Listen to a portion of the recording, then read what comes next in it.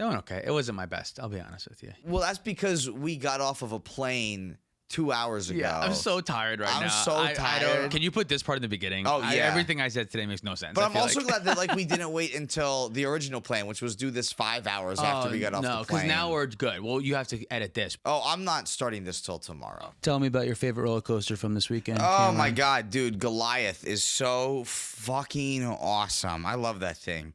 It's a B&M Hyper. We got a lot of them around here. Like, our Six Flags has Nitro. There's Candemonium at Hershey Park. Goliath, I knew would be good, but it ended up being, like, way better than I anticipated that it would be. Couple terms real quick. Hyper coaster is for height. Big. Yes, it's it very means big. that either the height of the coaster or the drop of the coaster is over 200 feet. And B&M is a company. Correct. Yeah, Bollinger and Mabillard, they made the coaster Goliath. That was the ride. That was the one you wanted. That was it. Yeah, like- we were there at the end of the day on Sunday, and it was during Fright Fest, so everything was dark. Spooky. Very spooky. Yeah, we got to do night rides on everything. That also meant that all the coasters were very warmed up throughout the day, so they were running at a really good pace. Are we ready? Yeah. Do you want to talk more about roller coasters? We'll talk about them in the podcast. We'll talk more about roller coasters in the podcast. That's what everyone's really here for. This podcast is brought to you in part by Dragon Shield. Use code PLAYTOWIN5 at the affiliate link down below for 5% off to help support the show. Welcome to the Play to Win podcast, where we talk about winning in CEDH. I'm Cam. And I'm Dylan. This week we are talking about MagicCon Atlanta. We just got back literally this morning on a plane ride. We're going to talk about our experience, some of the things that we did, some of the things that we really liked. I would say some of the things that we didn't like, but truly I didn't really have any negatives for me this weekend. Like a spoilers alert. For me, it was really awesome. No, I thought overall it was an awesome weekend too. I had such a great time. It was just a great overall experience. And we'll talk about it more because there's some cool stuff that we got to do. Okay, how do you want to start this off? Do you want to do it in chronological order of importance? What are your thoughts right now? How do you want to begin? If we do it chronologically, I feel like it will be harder for us to forget things that we want to mention. To be honest with you, a lot of the weekend kind of blurred together. But for Friday, first off, we were just in the command zone. We were playing Magic. We played a few games of CDH in the command zone. They went great. They were wonderful. I was on Rogsai a little bit. You were on... I played each of my decks once. Okay. Which is Timney Malcolm, Atali, and Vivi currently. Yes. You know my decks very well. And I think I got one win with Timney Malcolm and lost with my other two decks. Yeah, and I won twice with Rogsai. For what it's worth, it doesn't matter. It were great games. Me and everyone in the command zone was super fun. And then we had our Scry Babies versus Play to Win live, where we did, oh God, what's it called? With the big cards? We did Plane Chase CEDH? Yeah, Plane Chase CEDH, which was pretty fun, pretty crazy. We learned that Kinnan with Basalt Monolith and Infinite Colorless Mana means that you can roll the planar die forever, because to roll the planar die in this game of Commander where... what's a variant? I guess a commander variant is what it is. It's really more of a Magic variant, because I think it was just like a 1v1 thing before. Yeah, because there were Plane Chase decks that came out that had like their own decks. Remember? I thought they were commander decks. Maybe they weren't. No, they were them together. The Plane Chase decks. Like, do you remember Archon of Valor's Reach? Yes, I know of the card. Well, that card was not from the Plane Chase sets. Good. Okay. Should we talk about some other things that were in it? There was another green-white card that I was thinking about. It is a legendary creature that's green, white, white. That's an Archon. Oh, okay. But the Plane Chase decks themselves... They were 1v1 at first. 60 were card? 1v1, yeah. Because I remember had no idea. I bought the Gruul Devour deck way back in the day. Oh, wow. That was Plane Chase. I brought that as well. I'm realizing now. No shit, really? Okay, yes. I didn't realize that those were connected. The Devour deck was a Plane Chase deck. Okay, yeah. Sure. Yeah. And there was just a legendary creature that was the thematic guy for it. It was like before Wizards wanted to print CDH stuff, I guess, or Commander stuff, I guess. Commander product, yeah. Anyway, Plane Chase with Kinnan with Basalt Monolith. If you make Infinite Colorless Mana, every time you roll the planar die, it costs 1 mana, then 2 mana, then 3 mana. Starts with 0 mana. But if you have Infinite Colorless Mana, you can do that forever and ever. So there was a point where we were having to Plane Chase through rapidly over and over and over until Tori was able to find Tight Spot Tyrant, and we conceded to that. But the game was awesome otherwise. The whole show I thought was great. Oh yeah, we had such a great time. I always love doing those shows. There was a lot of cool extra stuff that like Lua incorporated into, like there was a trivia round that they did in between some games as well. So I really liked a lot of that too. Dragon Shield helped out. We were able to give out a bunch of stuff. I gave out a couple dice, which is really fun. Next time I definitely want to do tokens. We keep on talking about this. I'm going to say it publicly, so we have to be held accountable to it. I want to do tokens for MagicCon. I think that would be super cool. I think that would be cool, like a MagicCon specific token. I just got to make sure to do it in advance enough so we can have them in time. It's hard to plan. Planning anything. is hard. That's literally my biggest weakness is planning. One of these days we'll get it. The next MagicCon isn't for 8 months, so this gives us plenty of time. We should be able to do this. That's true. We should be able to do this. It's our job making this shit, so I feel like we should be able to. We got this. We got this. Okay. Yeah. And then we had But that was fun. a Patreon meet and greet right after, which was also really great. Yeah. There's a picture on screen right now. Maybe that Cameron will show you that I will send to him. Yeah, and then that way we can put it on the screen. So it's always great meeting all of our patrons there. That's my favorite part about these cons is getting to like meet as many people as possible. And I don't know. I'm really appreciative of everyone that came and said hello to us. It's hard to put it into words. It truthfully. really is. Yeah, the fact that so many people are so kind and come up and say nice things, and it's cool to see the community aspect and the gathering of Magic. Obviously, everyone says this, but like it's the best part. Like getting together with people that are like-minded and love the same thing that you love, and it's such a cool feeling. Yeah, I definitely agree. And we saw that on Saturday. We did our meet and greet on Saturday after we played a bunch of games at the Dragon Shield booth. Yeah, which was great also. I loved playing at the Dragon Shield booth. I thought that was super fun. We had a space where we could just like set up and I could go to the bathroom and come back and we didn't have to worry about losing our seat or anything like that. That's the best part of it is that we always have a seat to play CEDH. Right, yeah. That was super fun. Dragon Shield also this weekend. Like shout out to them. They are now like the official Magic the Gathering sleeve or so. Like it's incredible. Yeah, they are the official partners with Magic the Gathering for all of like the Magic the Gathering art on cards. Now Dragon Shield is the official licensing to be able to print like the Marsh Flats and like all of the fetch lands that they showcased over the weekend. Which like honestly, like it almost feels a little bit like this wasn't always the case. I don't know. I guess to us, because we've been on Dragon Shield from day one. This has been the sleeve of our choice for like so long. This feels like an ad. It's not. We are sponsored by Dragon Shield, but this particular portion is not an ad. This part was just like cool because we've already been using Dragon Shield products for 10 years, well before the start of the channel. Yeah, so like it's almost like they weren't always working with Wizards because it just felt like they had been. But now this is really cool because this means that like who knows, eventually maybe Rograk is going to be on an official sleeve. That's and the thing, maybe... like we got to see that they already have Dragon sleeves as part of like a new Legendary series that they're going to do. So like I can't wait for Natali that they do. Oh, dude, I got to imagine like the big ones like Atraxa is definitely going to get one. I feel like Nekuzar this is all speculation. I have no insider information on this. This is just guessing and hoping. But these are all home runs, right? Like I feel like it's you just pull a name out of a hat and you so go many good Magda. options. There we go. That would be incredible. Yeah. Oh, Timna. Oh, okay. Yeah. Right, yeah, and to have them on the dual mats and whatever. So we don't have to make more of an ad of this. Dragon Shield is great. Everyone knows that we like them. But I think that was just a super cool part of the weekend, especially because we were able to attend the little like the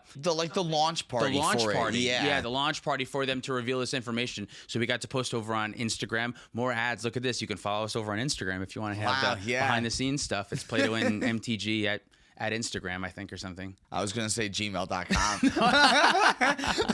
But yeah, that was great. So we played Dragon Shield booth all day on Saturday. Those were some really good games that we got there too. Yeah. I don't remember any of them. They all blurred together for me. Oh, that's because you kicked a lot of ass with Green Goblin. Yeah. So they all just kind of blend together. I also remember punting two very specific times with Green Goblin. So although, yes, I do think I had a pretty good time playing Green Goblin this weekend, there was also a few times where I certainly made the wrong move. I guess that's true. The first couple of games that we played, we lost because we lost to an Atali player that I could only get down to one life. And he still pulled the win off. And then the next game, we were playing against a Winota player who had, I think, a turn 1 Archon of Emeria, I want to say. It certainly felt like it if it wasn't. Yeah, turn 1, a very early Archon of Emeria that certainly stopped my Underworld Breach Stormy type deck off completely. I know that me and the Kefka player didn't get to go before the Archon went, and you did. Okay, so that's why it felt like it turned 2-1 to you. Yeah, maybe that makes sense. Yeah, and it was really tough because like this Winota player like was able to use Archon to completely run the whole table. Yeah. Like there was nothing that me or Kefka could do then because like all Kefka could do was like try to find Toxic Deluge, but that just turns like a huge alarm bell on in the Winota player's head and goes, well, all right, I gotta take you out first, otherwise I just lose. Yeah, Winota player also got out stuff like Thalia, but I was able to figure out in this deck that Green Goblin doesn't super care about Thalia, there was a moment where I used Otawara to bounce the Archon, and then on my turn, still through the Thalia, was able to do Green Goblin stuff. I remember losing this, but I don't remember. Do you remember what happened? Was this the Final Fortune with Krark? This was the Final Fortune with Krark. This line sucked. I had Krark in the deck for the time, and I took it out immediately afterwards because I was thinking that like Krark in play means that if I cast something from the graveyard, I can get it back to my hand, but like that means it doesn't resolve. That's not good. You know what I mean? Oh yeah, there's Like- actually never a point it resolves if you don't also have Harmonic Prodigy Yeah, out. so like I had a line that was a little bit complex, but on the turn that I had to pay for a Pact of Negation, I basically had to resolve my Final Fortune through my own Krark, basically. I used a Gataxian Probe first, and very quickly drew Underworld Breach, didn't look at it or register it, and just slammed Final Fortune. The tails and the Final Fortune back to my hand. I didn't have mana, and I passed the turn. And then afterwards, I realized the draw was Underworld Breach. Lion's Eye Diamond was already in the graveyard. I had 2 mana for Final Fortune. I should have just jammed the Underworld Breach, and I could have won. My graveyard was full at the time. I had already wheeled, so like it would have been a line, but it wasn't the line that I already had in my hand, and I didn't adapt quick enough. I was just like, we got to keep on going. I got to keep on moving, and I didn't even see the breach until afterwards. Like it was the draw that I had just had. I feel like I've been there so many times. Yeah. Like you're so focused on that one line that you really want to do because it was what you've been thinking about. Yeah, like I'm paying for a pact. Everyone thought I was out of it. An extra turn would like that would be really cool. I'm gonna get 5 more mana than you thought I would have. Right, yeah, but I just didn't adapt quick enough. But there were, besides those games that I blew, and Archon also, Winota crushed us that game. Winota absolutely crushed us that game. The other thing I want to mention about Thalia real quick is that it prevents us from interacting with you, but you are not shut off by the Thalia altogether. So even though like me and Kefka, like in theory could have I was on Vivi, so like I could have drawn into free interaction, but I had no way to use the free interaction. Right. And because Green Goblin makes my stuff cost less with the Thalia, it really doesn't feel like it's restricting me at all, like you said, and also restrict my opponent. So I keep telling you should put Sphere of Resistance and Thorn of Amethyst in that deck because they're free from the graveyard with Green Goblin, and then they barely affect you. Yeah, minimally. But they still do affect. Like a 1 mana Wheel of Fortune is much better than would now be like a 2 mana Wheel of Fortune. I guess, yeah. But that's still like a 2 mana Wheel of Fortune, still really good. Defense Grid does this role. Defense Grid does what you're saying. And there was a few times actually where I think I should have found Defense Grid earlier. There was one time in particular where I think I should have tutored for the Defense Grid and then used Demonic Consultation to hopefully find Underworld Breach. But I was like afraid. I was like, that's like, well, I'm gonna exile the Underworld Breach. I don't want to, but I think it would have still been the right move, and I didn't do that then. But no, yeah, I don't think those Sphere of Resistance is exactly where I want to go. But I do think Defense Grid is like incredible in the Green Goblin deck, and I need to make sure that I'm looking for that before I go for a win. I guess it's true. Yeah, you just have so many tutors that like the ability for you to just like tutor Defense Grid, I think is very plausible. Yeah, I think there's a lot of times where you have multiple tutors to go, I just need mana, Defense Grid, and then I can go off from there. Or you even have enough that you can go mana, Defense Grid, and then also be able to like tutor again for Underworld Breach, and then just like keep going from there. Yeah, besides Demonic Council and obviously like Demonic Tutor and Diabolic Intent and Praetor's Grasp, I'm also playing Dark Petition in the deck, which is a card that I liked before. Yeah. It admittedly was not very good before, but I think in this deck is good. We talked about this already, right? I talked about Dark Petition. That it's free? It basically becomes a 3 mana, but gives you the black mana right away. It's a 0 mana Demonic Tutor a lot of the time in the deck. There's tons of wheels. You can feed it earlier. I don't know. If we said that earlier, you can cut all this out. We've talked enough about Green Goblin. Yeah, but the meet and greet is roughly where we were on Saturday of Atlanta. Yeah, that's where we were. Because after we were playing at the Dragon Shield booth is then when we did our meet and greet. Which was awesome. It was so insane. Surreal, yeah. It capped early. There was a ton of people. Everyone who came up and said hi, thank you so much. It was so cool saying hi to everyone and getting to hear stories about how you found us and the CH decks that you're playing and hear everyone say how much they were enjoying the MagicCon. It was such an insane experience. It was so fun. Yeah, I would love to work out a way that we can get more people through the meet and greets. So hopefully that's something we can work out in the 8 months that we have leading up to the next MagicCon now. Yes, yeah, I agree. We started our meet and greet at 5, but then when people were still there, when the time the hall had to close, that feels kind of bad to shut people off. So we would love to like, hey Wizards, can we have our meet and greet earlier in the day so we have more time? Yeah, exactly. And not have to like get kicked out by the hall staff. Right, yeah, which is what happened. And then Saturday night, all of these nights, we were like, I want to say in bed like before 9 o'clock. I was beat. Yeah. Thursday for the launch party for Dragon Show was the only night that we were out past 10, I think. Yeah. Normally after these cons, they are so much fun, but Cam and I just like sit in a restaurant for like at least 10 minutes in silence and just like fully gather ourselves for a moment and eat food and then watch hotel TV when we get back to the hotel room, which is oftentimes a top memory of mine from all of these MagicCons. Oh, me too. Yeah, this time we found coins for sale for $7,500. Dude, have we ever talked about Coin Guy on the podcast? I don't know that we've talked about the Coin TV on the podcast. There is this phenomenon on local television, which can be found on all hotel TVs normally. In every state. In every state. And we don't know really what it is besides we just call it Coin Guy. Because there is a person who is selling basically coins. And these coins, we think they're minted US rare coins that are like made of gold, and you can buy them in big chunks, and they talk about the rating and how quality, what it can be a 7, or how quality the coin is. Oh man, I wish I remember the name of the scale, the grading scale. And I hope I don't offend anyone who loves these coins and has them in their family, but to me it feels like the craziest scam I've ever heard in my entire life. The Sheldon scale. Yeah, the Sheldon scale. I'm sorry, I interrupted you. It's good enjoyment. There's moments where they'll zoom in the camera on the person's hands that are talking so that he can cough off camera, except they don't mute the microphone, so you can still hear that off camera while they're like looking on the coins. So great. It's just like, it's gold. Local cable television is so good. It's always so good. It's my favorite thing to do at the end of these long con days, which are so fun. That's so great. Yeah. And I love how the guy has to explain the Sheldon scale to you, and then we have to cut to the voiceover guy also explaining how the Sheldon scale works to you. Right, too. yeah.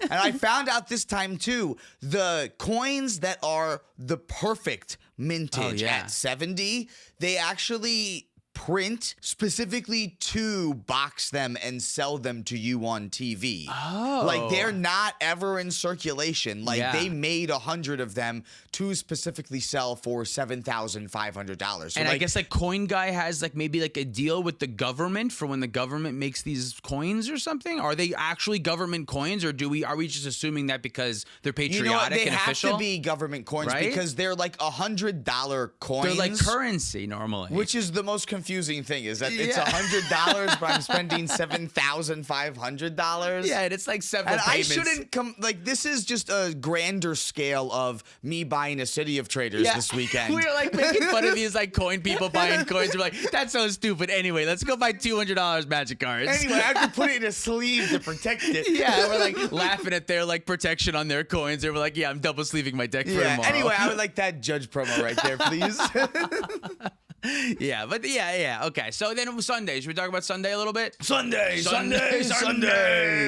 Yeah, Sunday was great. Yeah, live podcast. This was one of my favorite days. We were supposed to have our podcast in the showcase panel room, which was downstairs, but last minute, after some people saw, Kat specifically, shout out Kat, thank you so much for letting everyone know, saw that our line at the meet and greet was very huge and long. We got swapped up to the Mana stage, the main stage, basically. Which is the humongous showcase room. Right, which was obviously far, far too large for us and felt like a sick joke for a little bit, but was also really incredible and awesome. Wouldn't it be funny if we put these guys in such a big room that they'll never fill? Yeah, but it was such a good time. We still had a ton of people that were there. We have pictures that you can show these pictures as well. Yeah, this is a big group photo of everyone who was there. So thank you everyone for coming to that. That was so great. The cards. I thought the cards where people could come and film at the beginning and ask a question. That was my favorite part. Getting to do that, I thought was super fun. Me too. Yeah, I would love to do more kind of stuff like that at the next Play to Win podcast that now I said, so it has to happen. Right. That's live. We don't have to talk too much about this podcast because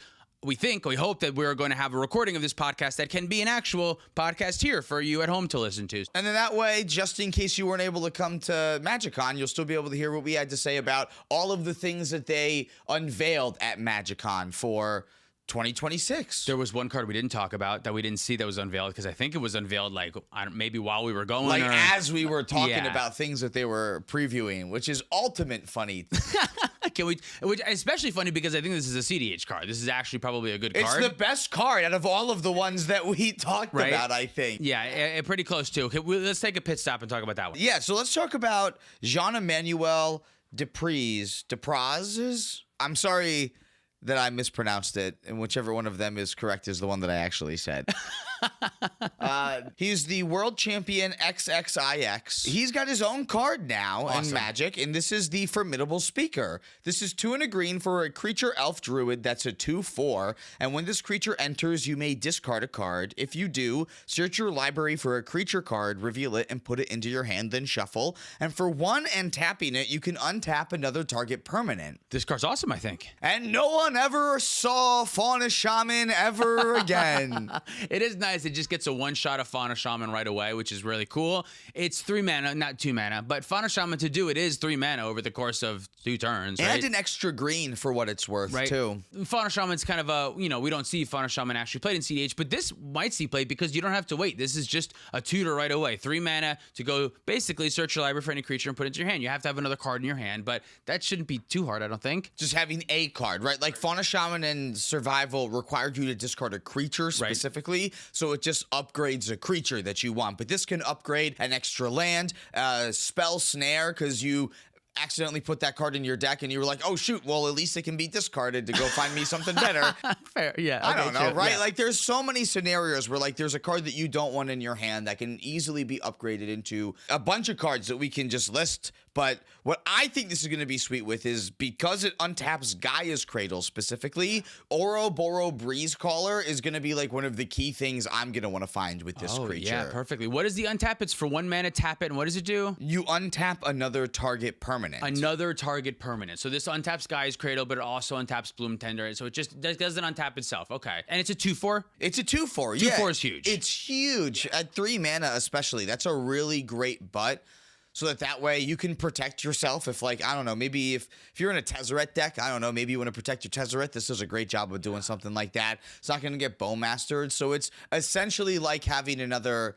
Well, it's not really another deserted temple because it will have summoning sickness. Right, you have to wait around for it. And 3 mana for that effect is kind of slow. If it were either of these things by itself, I would say this is probably not a good card. 3 mana for a tutor with a restriction of discarding a card, and the tutor is only a creature, is not that great of a rate. We have better cards that do that. Of course. And the untapping thing for 3 mana is also not that good. But when you put it together and you put it in combination with things like Gaia's Cradle and, like you said, Ouroboros Breeze Crawler and in a Thrasios deck, I could see it starting to come together a lot more. Yeah, I know. I've been saying a lot recently, like, oh, Thrasios Tymna isn't better in the meta right now because it doesn't get new tools. And now it's like, this is kind of a new, really good thing that you can get. Like, it was playing Survival of the Fittest already as a 1-card win con to discard the Devoted Druid so that way you can find Hazel's Brewmaster and just go off from there. And this is another enabler for that. Yeah, this way you can still do that. If you have this and Devoted Druid, that's basically a win now because you can play this, discard the Devoted Druid, go find the squirrel, cast a squirrel to bring back the Devoted Druid and make infinite mana. Now, what I've just said, that's a lot of mana to do all in one turn, obviously, but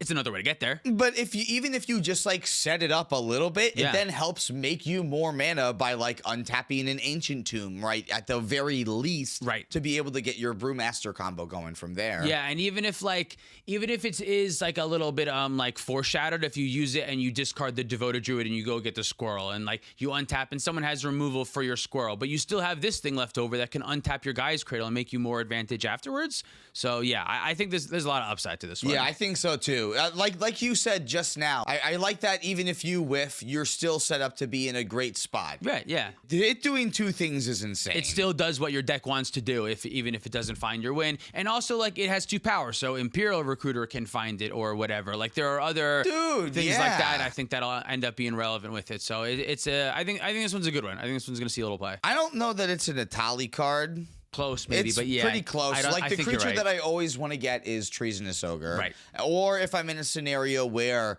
Hellkite Courser's okay, that's probably the other thing that I want to get. It's a 7 mana Atali if you go get Treasonous Ogre, but so is just Atali. But it makes it so that with 7 mana, you can still have the Treasonous Ogre. I don't think it's good. It's probably not I don't think good. I don't think it's good for Atali specifically. I think it's really good in a deck that wants to use Gaia's Cradle, that wants to use Ouroboros Breeze Caller, that wants to use Thrasios. I think it's good in that shell. Yeah, it's probably just the Thrasios card. I think so, yeah. Any of the Thrasios decks. Probably. Because a 2/4 makes it pretty good in Tymna, too. Yeah, you can attack pretty well. You can block if you need to. I think so, but it has to be in that you're a little bit slower, a little bit. Yeah, I think you would have to be playing a little bit slower, yeah. So you're probably in a heavier interaction build. Like, I guess the semi-blue builds of Rogside don't want this then. Why or wouldn't do they? you want this because it does untap Cradle and it finds you Apex Devastator right away? Good thing to cascade into. Yeah, maybe you do still want this.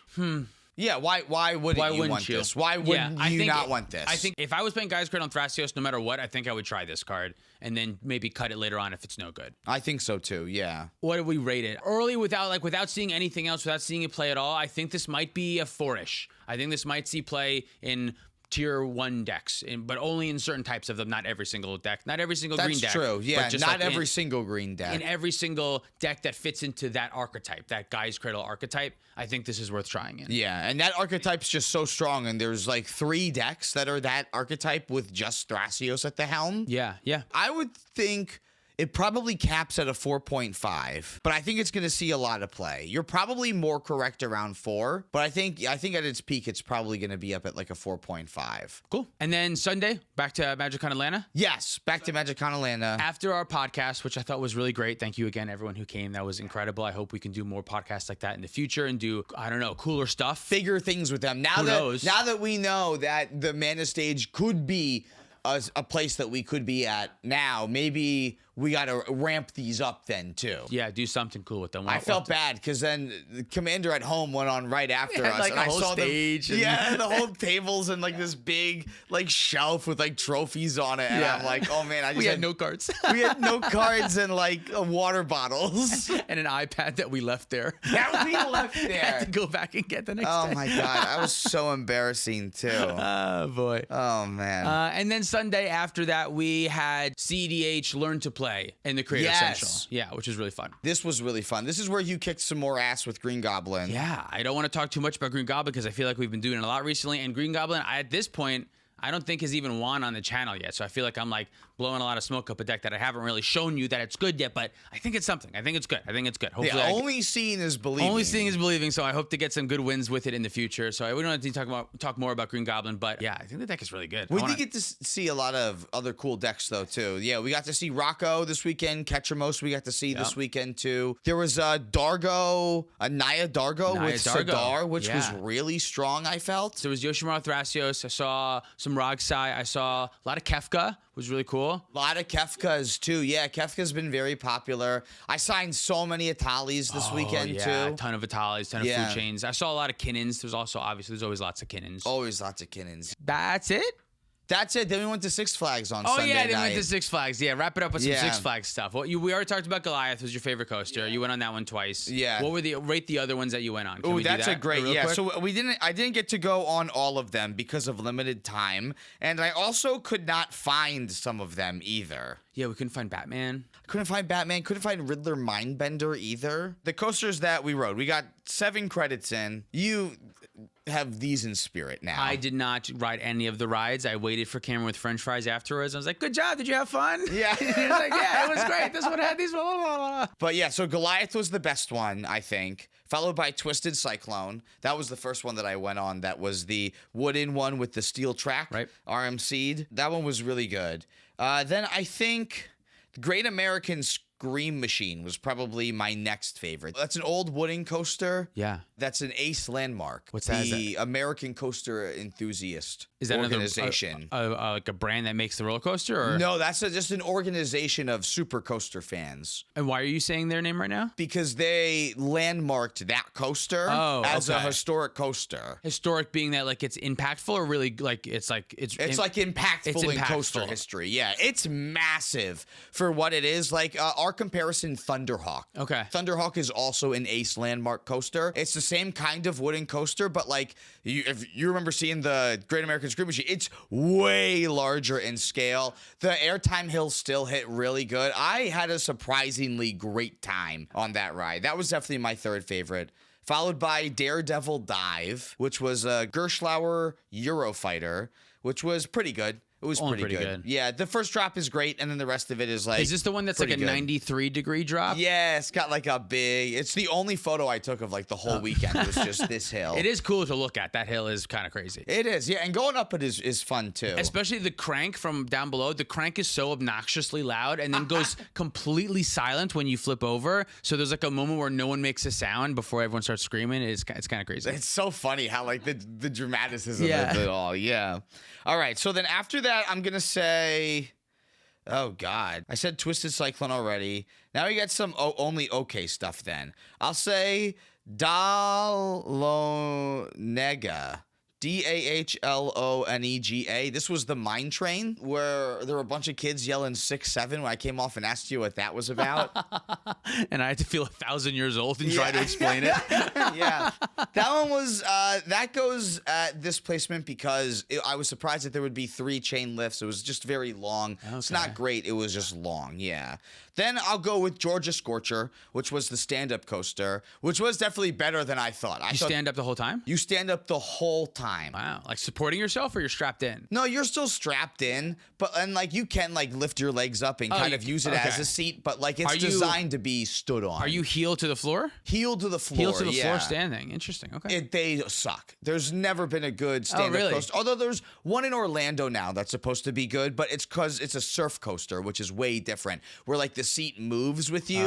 These old stand-up coasters, the seat locks in place after you adjust it to your size. That feels. Is it limited by how fast it can go because you're like standing up? Is that why they suck? Or no, they suck because they're all headbangers. Oh, and you go through them and you just like slam your head on the huge headrest that they have. I don't like that. And then it's like a weird bicycle seat that is also a rhinoceros horn shaped that you have to sit on too. That feels uncomfortable. For sounds everyone, uncomfortable. yeah, it's not great. Yeah, so Georgia Scorcher goes there. I thought it would be worse, but it was actually there. And I think Blue Hawk was the worst ride of all. The worst one. That one looked really impressive. It was large. It definitely looked impressive. When I was in line for Great American Scream Machine, I looked at it and I was like, that looks like it should be fun. Yeah. But I knew it would be janky because a lot of those old Aero coasters are just janky. A lot of them haven't aged well. And in the queue, there's a voiceover saying, the new, improved, repainted Blue Hawk. And I got off and immediately said, thank God I didn't ride the old version. It's still not good after the improvement. It's fine. It still like janks you around a little bit. The second half still needs a rework, but the first half was way better, I would say. So, but yeah, so that's my ranking. Goliath is, I think, a top 10 coaster for me and probably my favorite B&M hyper right now. The night rides were spectacular. Oh yeah, we did at night. You had to take your glasses off for one of them? For some of them I did, but not for Goliath, which was nice. And just the airtime's perfect. There's no trim brakes on a lot of the airtime hills, which means that you're not getting slowed down as you're about to crest over the best parts of the ride. And I literally felt like I could have slipped out of my seat. And this is a good thing for you. This is a good thing. So I do this trick where I make myself really big in my seat and I lean forward so that when they try to push down, they can't go too far, and then that way you have more room for airtime. That's the opposite. I want to be locked in as much as possible. I want to not move at all if I can. Oh no. Oh dude, it was so great. It was amazing. Yeah. So we had such a great time. This was an awesome fest, and I really want to say thank you again to everyone who came up to us and said hello because we just eat that shit up. We love meeting everyone. Yeah, it's the best. It's the reason why we go. It really is. Yeah. All the fan interactions. We love playing games with people too. It's a great way for us to experience the meta outside of just tournaments or what our local meta does too. So I love the opportunities to get to interact with other people and like get to hear like their opinions on things too. Keep that shit coming. Yeah, and it's truly like it's so difficult to put into words how incredible it feels. We put a lot of work into this channel to see it pay off and have it affect so many people and for so many people in the community to enjoy it. It's hard to comprehend how cool that feels. So thank you so much for coming and saying hi. That's it. I don't have anything else to say. Yeah, that's it because it's already Monday and I got to get this thing out. Okay. Thank you so much for watching. If you'd like to support us directly, you can do so on Patreon, like our $100 patrons. Tom Bieber, Dan Nandez, Cumulative Upkeep MTG, Mr. Jerby, The Cardboard Cookbook, Penguin Man 0089, Eli the Magic Eye, David Newman, Rocky Hall, Pat Fires, Frogman Spengler, Demetrius Clark, Larceny Roars, Your Boy Blue, Sparky B, Insomnia, SC Phillip, Olden Groupie, Zach Hartley, Big Legs, Banjo Reactive, Shaun of the Ice, Garebear Garrett, Mace the Ace, Alex Smith, Luke Cook, Connor Sipon, Joshua Day, Peter Stewart, Corner Wild, Uncle Butts, Noosh, Quadja A. Hamid, Scott Hawk, and Baby G-Bus. If you want to pick up any of our merch, you can do that at PlayToWinMTG.com. Thanks, Dragonship, for supporting the show. Use code PlayToWin5 at our affiliate link down below, and congratulations for getting that accomplishment that you did. Good shit. Follow us on the internet for more content. Thank you for watching. See you next time. Fred's dead. Ben Finelli, Jason Brooks, Safarius, Ash Wayne, Z-Trep, Hunter the Warlock, John Koba, Dan the Man Sarcastic, Bill Bob, Mystic Muffin Man, Zachary Coulson, Jabaha, Dalton Poti, Justin, Jan Wildfang, Thomas Bueno, and David Nelson.